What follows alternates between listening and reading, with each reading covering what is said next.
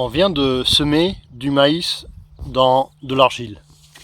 Ici, sous cette herbe, hop, on a un sol bien argileux. On l'a semé aujourd'hui et il fait beau. Et il y a encore un petit peu d'humidité dans le sol, surtout à partir de 5-6 cm. Et dans les prochains jours, dans les 10 prochains jours, il va faire chaud et beau. Et on sait déjà une chose, c'est que l'argile va se rétracter.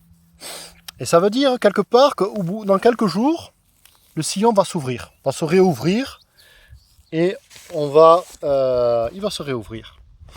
Mais dans le cas d'un semis avec ZipDrill, ce qu'on remarque tout de suite, c'est que on a beau réouvrir le sillon, on ne trouve pas directement la graine.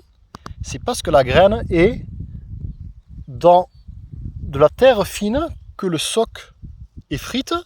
Et donc il y a de la terre fine au fond du sillon. Et ça évite que si le sillon se réouvre, la graine ne soit à l'air libre.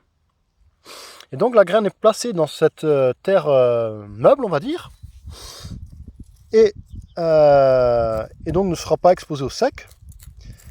De plus, la réouverture du sillon, ça se fait dans un sillon en T inversé, ça prend plus de temps que la réouverture d'un sillon en V.